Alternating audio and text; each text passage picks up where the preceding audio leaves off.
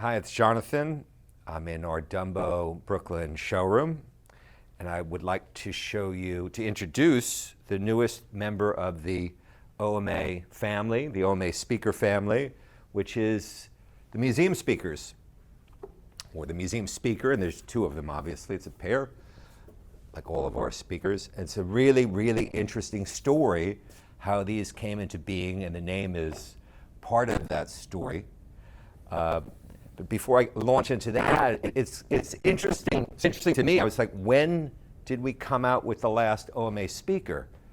And I realized, wow, it's really a long time ago. I think the last OMA speaker before these was the monitor speaker. And that must be 6, 7 years ago, maybe 8 years ago, I'm not really sure. Point being, we don't come out with speakers very often, at least not with OMA. Now, we did launch our daughter company, Fleetwood Sound, 3, 4 years ago, and we've been producing the Fleetwood DeVille speaker, and then the new Fleetwood Excelsior speaker, and I have one here, but it's not out yet. You can see that on the Fleetwood Sound company website, Excelsior. That's an amazing thing. But it's been a long time since we've had a new speaker at OMA, and the reason that these came into being wasn't because we were sitting around thinking, oh, we need a new speaker. Didn't happen that way at all. And in fact, you know, when you look at our speakers and then you look at the rest of the audio world, with the exception of certain legacy speaker companies, like the English companies that produce the BBC monitors, most speaker companies are constantly changing their line, trying to stay ahead of, people's desires to have something a little new and different. We don't really do that. We come out with a speaker and we stay in production with it without really any major changes pretty much forever.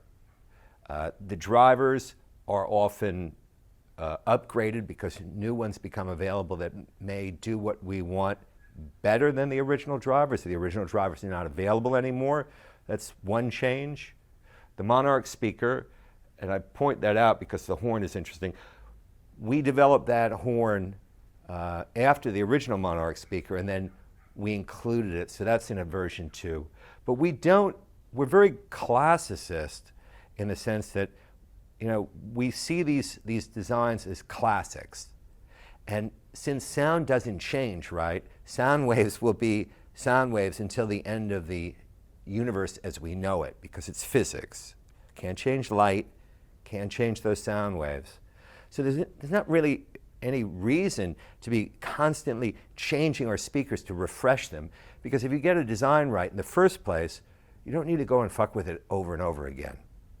But these speakers, the genesis of these is really quite extraordinary, because I got a call from the director of the Guggenheim Museum of Art, the director of exhibitions, and we had known each other before this point, and she says to me, Jonathan, would you be able to make a loudspeaker for us, for the museum, for an exhibition, and it has to play.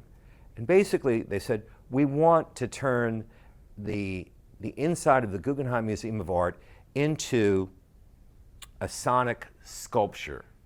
That was their brief, their terminology, actually, their words.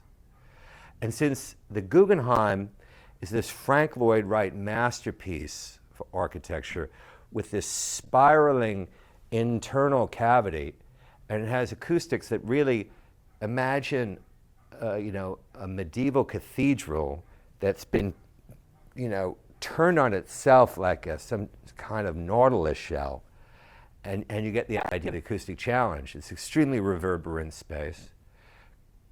Could you do that? And I thought, well, we can definitely try. It's an amazing honor that the Guggenheim Museum of Art, which had never commissioned or requested a speaker, and this was going to be in the exhibition. The only thing in the museum would be the speakers and the artwork, a projection, a video, and sound is very important. So I said, okay. And I'm very proud of the fact that our team turned that request around in a matter of months. And what we did is we leveraged work which we had done for a custom home cinema installation. And yes, we do occasionally do custom one-off things. And often those custom jobs will, because of the R&D involved, we can leverage them into other things. That's exactly what happened with these speakers. So within a few months, we had mocked up some prototypes and we took them to the museum, and everyone at the Guggenheim loved the speakers. And so we agreed that we would have a deadline and we would deliver these things. And we made a cradle for them, and they were positioned in the lobby, in the atrium of the Guggenheim Museum, shooting up and providing the sound for the entire museum, these two speakers. And I'm sure that my producers will insert suitable pictures here to show you what that looked like. And it was considered a big success. That was proof of concept. You know, it took fully 13 months of additional work to get the driver selection correct, the crossover network, the construction, and the look of the speaker. It was a huge amount of work. The speakers showed at Munich in May of 2022, where I think they were really, really well received. And even then they weren't done. I just got this pair here a couple of months ago. I have them on these dollies. They do not, in the website, you look at the pictures. The stand is beautiful. I had to make these wooden dollies because I can't move these around, and we need to. I have to change the room configuration frequently. So these dollies are not part of the speaker. They're something that was a necessity. But let's go into what this thing is and why it looks the way it does, what it's supposed to do.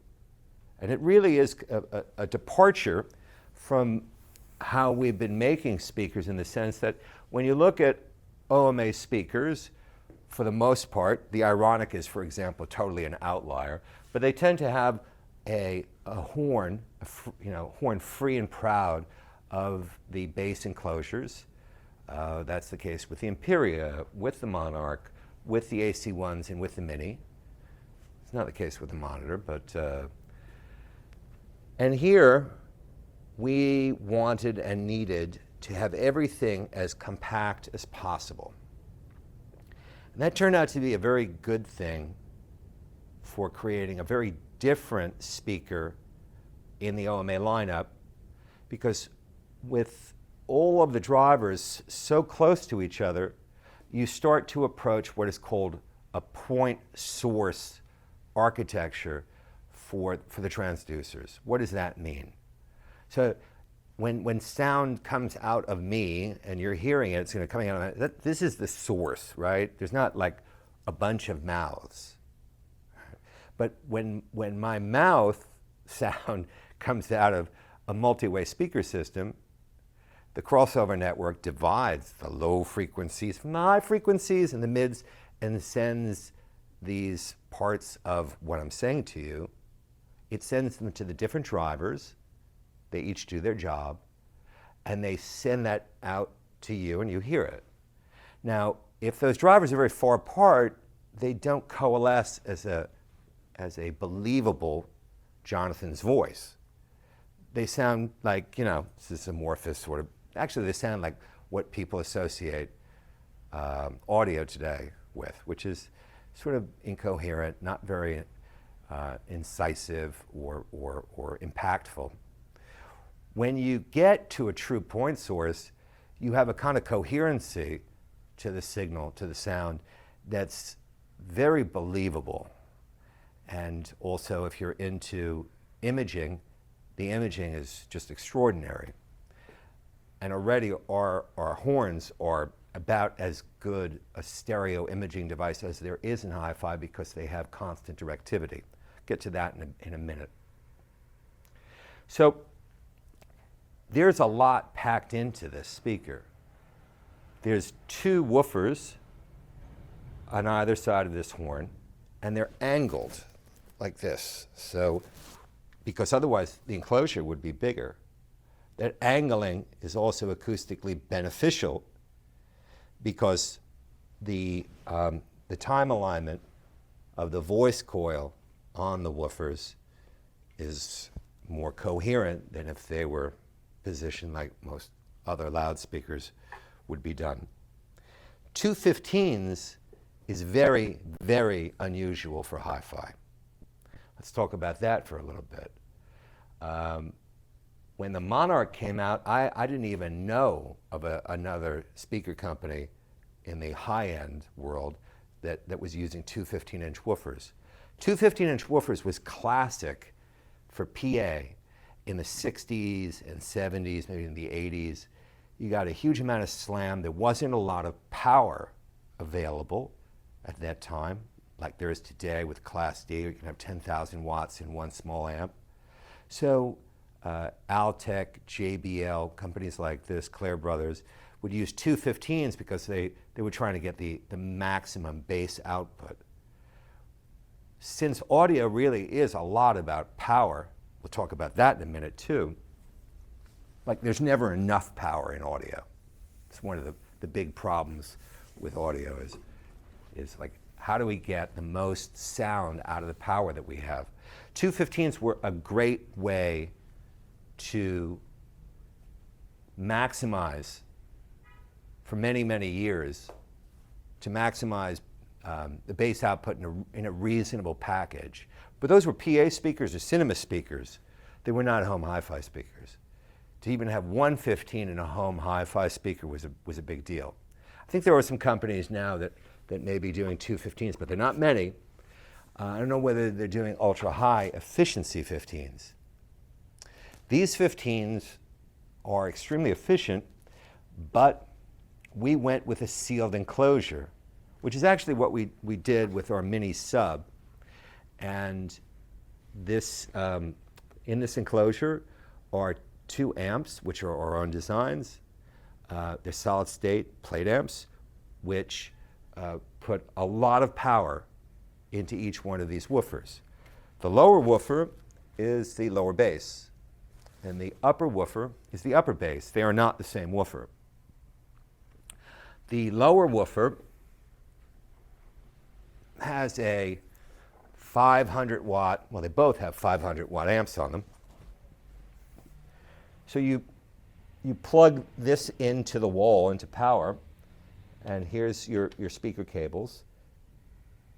And you have a set of controls here which allow you to set how much low bass, where the roll-off is, a high-pass filter, and some EQing.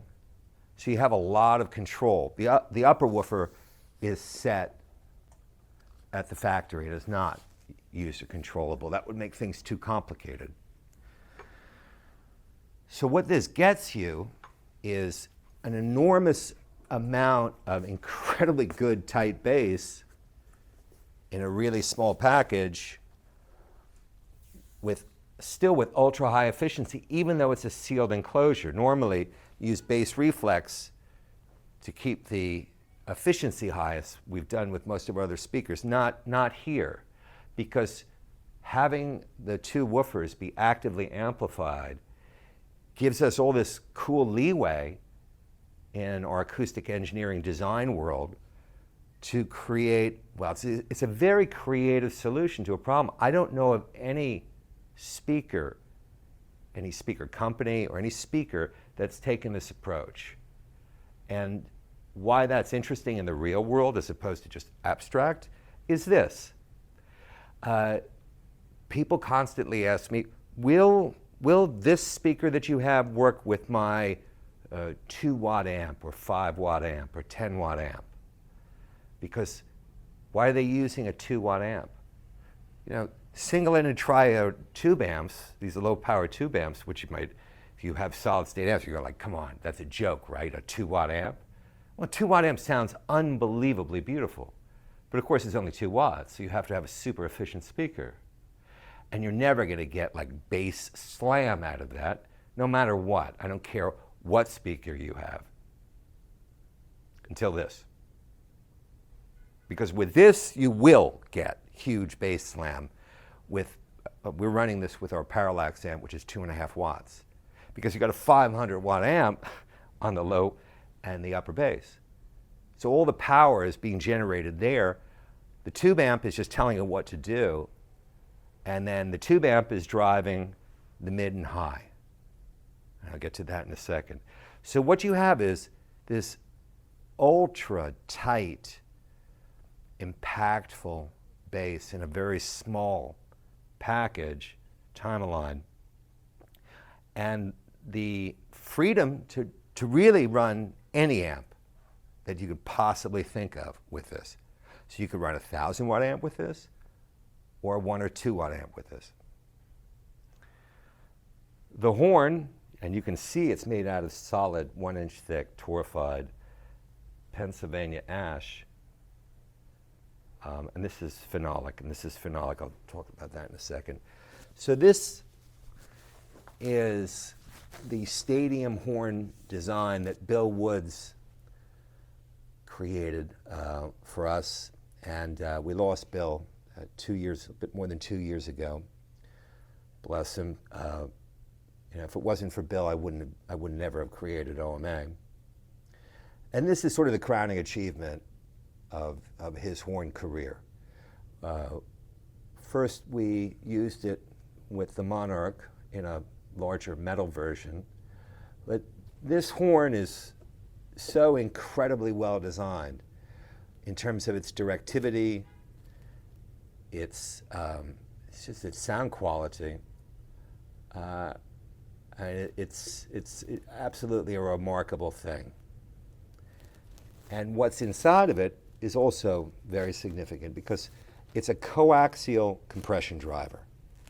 And you say, well, coaxial drivers, I know about Altec 604s or Jensen triaxials, that's a 3-way, or LC1. But that's a horn stuck into a woofer. This is 2 compression drivers in one package. There's got to be some historical precedents, but I can't actually think of any.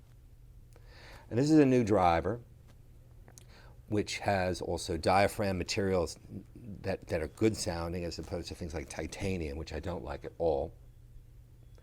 And when this driver came out, it was like, this is a candidate for this speaker. So it's kind of cutting edge in itself. And so what you have here is a mid-range compression driver inside of this horn, right, that's doing the mids. And then, concentric to it, right there, is the high-frequency tweeter. Right? So you have like perfect coaxial directivity cohesion, and you have, if they're not perfectly time-aligned, they're so close it's better than anything else you're ever going to find. We did experiment with a super tweeter. Not going to go forward with that at this time. It's very interesting about super tweeters.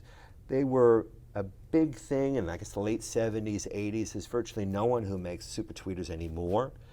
There's no one who makes high-efficiency super tweeters, for sure. It's a shame, because super tweeters are really interesting. They have a psychoacoustic effect. I can't hear high enough to hear super tweeter. Somebody tested my hearing and asked me to push a button. Can you hear? I would be like, no. But it does make a difference. However, if you can't find the super tweeter that you want, we'll just hold off putting those in for the time being. It's not like it doesn't go out far enough. It goes out to 20K. So what you have is this insanely powerful package in a really small footprint and package. Again, forget about this. The stand actually does angle. So you have some leeway as to whether you want it to be vertical or like this.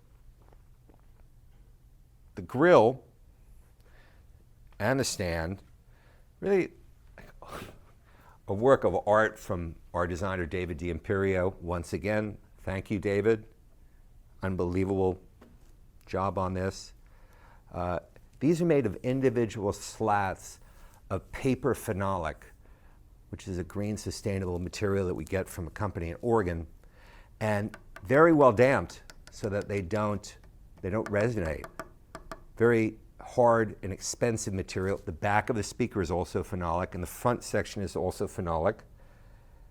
The stand is cold rolled steel, bent and welded. And so what you have is a speaker that wherever you put it in the room, it catches the light, and it's just a joy to look at. And the slats have a nice diffusion effect also. So they're positive acoustically, but they're really there to give the speaker that final, wow, that's just a beautiful thing. All, again, as usual, solid joinery structure, torrefied Pennsylvania, hardwoods, ash. This is what we're primarily using for this. We have made custom versions of this, but this torrefied ash is kind of our standard. And so this speaker, people ask, well, how efficient is it? And I'm gonna put it out there as about 103 dB, 1 watt, 1 meter, which is crazy efficient and impossible for two 15s in a sealed enclosure unless they're active. So it's a semi-active speaker. Can't really think of too many things like that out there. I can't think of anything out there that's like this. But we wanted, in adding a new speaker to our lineup, we wanted to give a new sort of sound and look to the OMA speaker line.